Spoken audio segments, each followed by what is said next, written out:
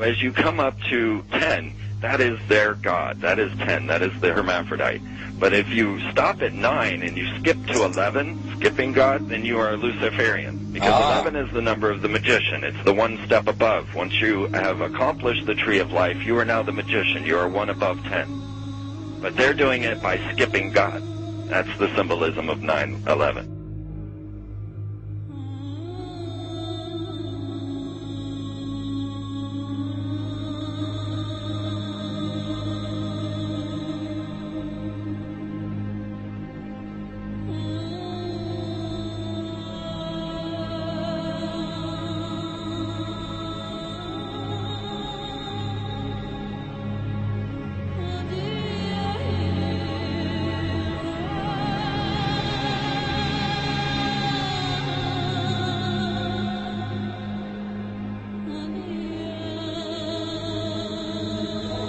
It is a big idea, a new world order.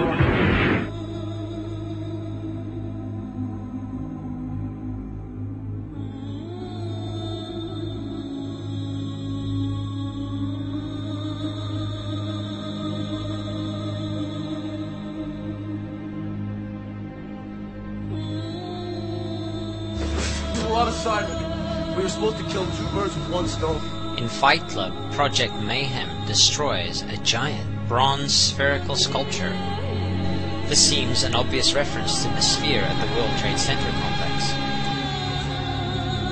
Trust me, everything's gonna be fine. In a pivotal scene reminiscent of 9/11, we see the destruction of skyscrapers and the change of a skyline.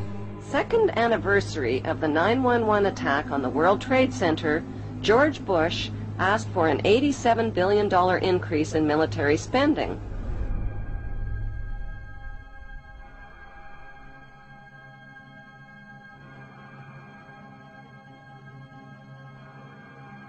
In 1904, Crowley would receive the Book of the Law soon after meditating in the King's Chamber of the Great Pyramid.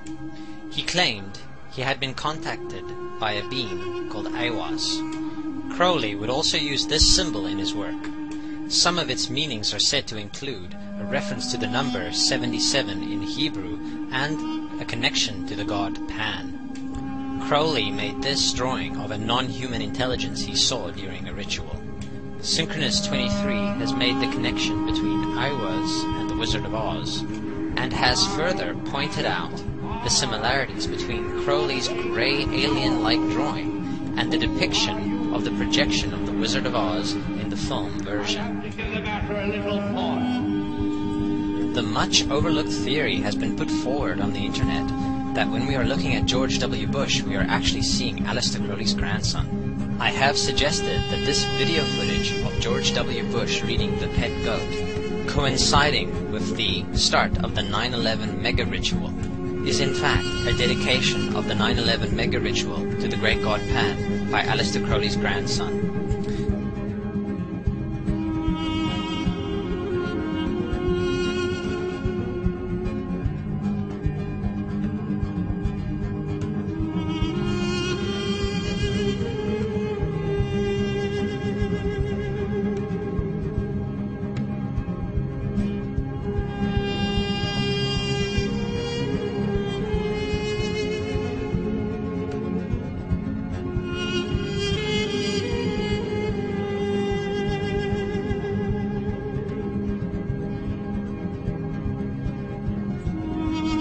Things get a little weird.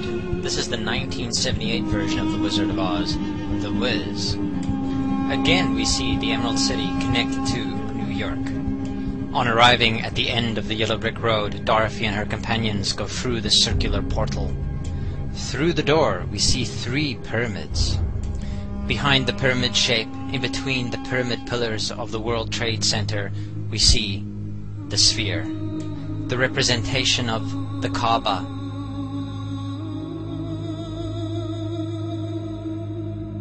The inhabitants of Oz dance around the sphere in ritualistic fashion. Fashioned in giant letters over the dome of the sphere, we see the word Oz. Oz, symbols of Pan and Aiwas. Seen smack at the heart, where the new Aeon was ushered in, and and where the Stargate was opened.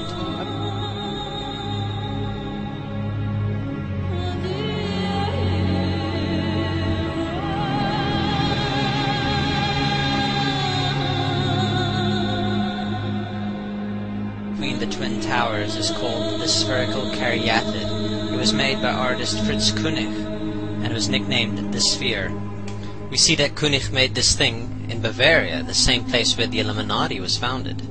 The most interesting fact about the placement of the Sphere at the World Trade Center Plaza has to be that architect and designer of the World Trade Center, Minoru Yamasaki, intended the plaza itself to be a representation of the Grand Mosque of Mecca, the Sphere in particular taking the place of the Kaaba.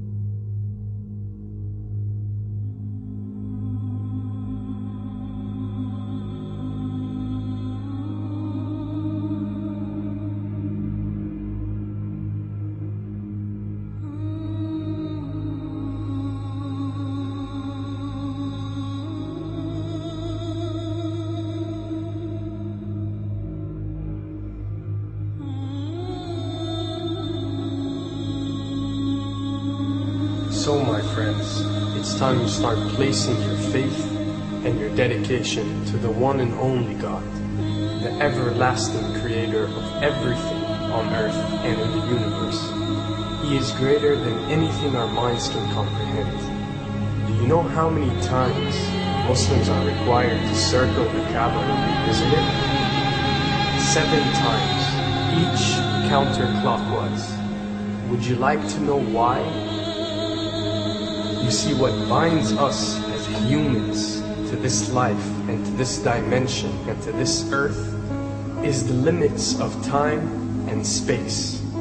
We are bound to this dimension and this reality through time and space.